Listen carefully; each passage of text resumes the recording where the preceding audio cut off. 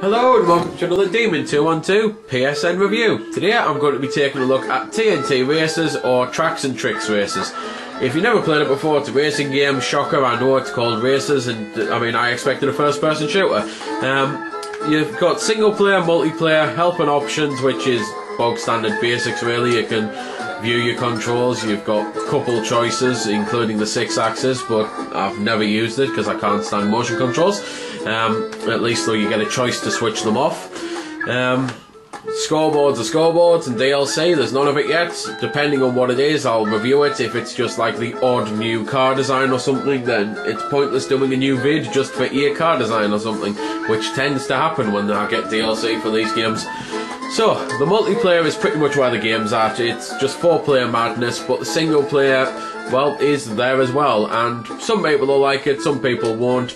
With the single player, you can unlock stuff for the multiplayer, but you can also unlock it in the multiplayer, so it doesn't really matter if you never play it. There's basically all sorts of different challenge type things, so time attacks and score races, and smash routes pretty good, where you just have to basically crash into as many things as possible to beat the race. So it's the one I'm going to put on now. There are a load of different car types on this, however very few of them tend to play differently. It seems to be marginal differences with handling, and that's about it. Gameplay wise though, now that you've seen it on the screen, you'll probably think it looks a bit like a Micro Machines title from the way the camera is, and to be fair, that is how the multiplayer plays. It's a case of whoever comes first in the section gets the most points, and then second, third and fourth doesn't get them at all.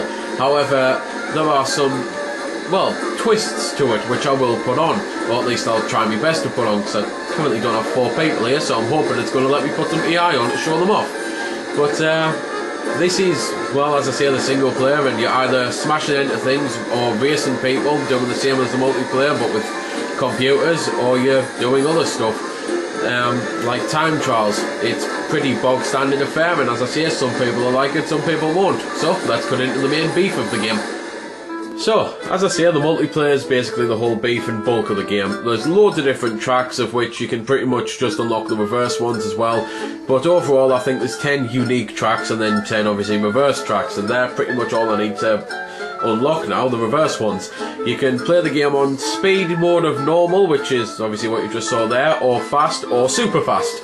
So it's a bit hectic on super fast, especially when you get the pickup that actually speeds you up even more. Mode-wise, you can play pretty much everything on the single player. The knockout mode's the one I'm going to show because it's main mode, I suppose. The score mode, where you have to collect coins, and damaging people also gets you score, and whoever gets to 10,000 first wins, or whatever you set it as. Lap mode, where it is just racing, and you've got to go get as many points as possible round the racetrack. So after 6 laps, if you're in like third, it's pretty much impossible to win. It's actually probably the weakest and poorest mode, and time mode's very similar as well. So anyway, as I say, knockout's the main one, the one I've spent enough time in the menus, so let's get on to some gameplay.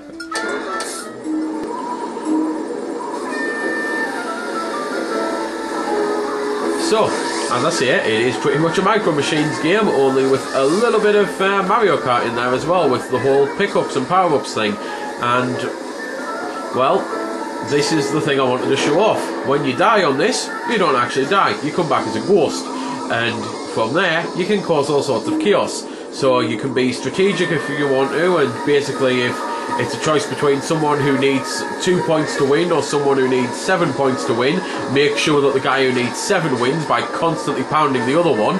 And it's just basically this that makes the game fun. It's one of the most insane and fun, easy to pick up and play multiplayers I've ever played.